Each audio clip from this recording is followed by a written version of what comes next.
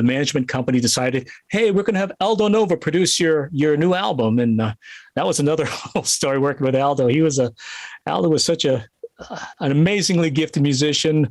He was a mercurial sort, to put things nicely. He could be moody. I'd be tracking guitar. He of course, beautiful location. He's on the 32nd floor. He's got a penthouse in downtown Montreal. I see the St. Lawrence off there, and I'd be tracking guitars there. He'd be like, "Oh, that was great. I love what you're doing. That's beautiful, beautiful." I go, "Oh, cool. Thanks, Aldo." And like 2 takes later, he'd be like, "You suck. Whoever said you could play guitar, you suck." I was like, "Well, about 2 takes ago, you did, but hey." But you develop a thick skin in this business, and I didn't take it for it. I was like, he's an artist. He's just like the quintessential artist. And I'd be watching him, he'd be playing keys, and he'd be like doing vibrato, and I'm thinking, it's not doing anything, Aldo. But he'd be like playing the keys, doing this. Just feeling it. Yeah, he's just feeling it. Yeah, totally. Again, an amazing artist. You don't hear the difference, but I do. You suck. It's like your guitar teacher back in Connecticut. Yeah, so it's like having flashbacks to 6th grade. Well, not Lou Marino Sr.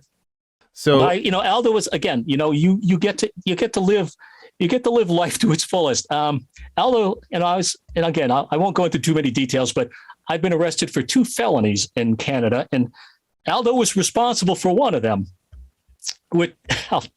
I should just leave that hanging. Wait a minute. Felonies? Yeah, we're recording one day, and Aldo goes, "Hey, my wife just got remarried to some New York Islander guy. He gave her a new Mercedes, and so she said I could have my Volvo Turbo back. And I got to the border, and they wouldn't let me cross because I said, well, it's registered in the States, sir, and you've got a Canadian license." And he said, "Hey, Andre, do you have a license?" I said, "Yeah, that's how we drive around." I got, "Is it an American license?" "Yeah, I'm an American license. Would you mind picking up my car for me?" And I said, "Okay." So we got to the end of the week of recording, and it was at an impound parking lot on the side of the highway in Rouse's Point there. And Gary, the drummer, dropped me off there. And I said, "Oh, I got some new plates to put on it too." So, okay. So it's about 11 o'clock at night in this dark impound lot, and putting license plates on the car. And a state trooper pulls up and goes, "Hey, what are you doing?" And being the cocky, brilliant young man that I was, goes, look at him go, "Putting license plates on." What's it look like? He was so taken aback. He just got back in his car and left. So I said, "Well, this is kind of an omen. I'm not going to go back to the up 87. I'm going to take the goat path through Rouse's Point and up that quiet crossing." And which, again, in retrospect, I'm thinking, well, I'm just going to. So I get to the crossing. Again, the crossing couldn't be more polite. He was Canadian. And he goes, "And the reason for your visit?" I went, I'm just going up to see my friend up in Montreal." "Oh, okay. Do you mind popping the trunk?" I said, "No, I'll pop the trunk." Open up the trunk. He goes, "What's in the suitcase?" And I went, "Suitcase?" I'm thinking, I don't know. So he brings the suitcase inside. It's like, "It's locked." I'm like, oh my God. So I had to call Aldo's wife in New York. By then it's about midnight. She's like, "Hello." I said, "Yeah, I'm picking up the car for Aldo, and there's a suitcase in the trunk, and you wouldn't happen to know the combination?"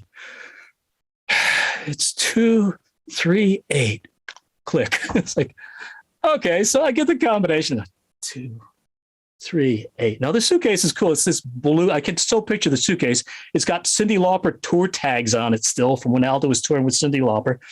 And I get the combination dialed in, and I click it open. I'm thinking to myself, please don't be full of blow. Don't be full of blow. And I open up the suitcase, and there's a necktie in it.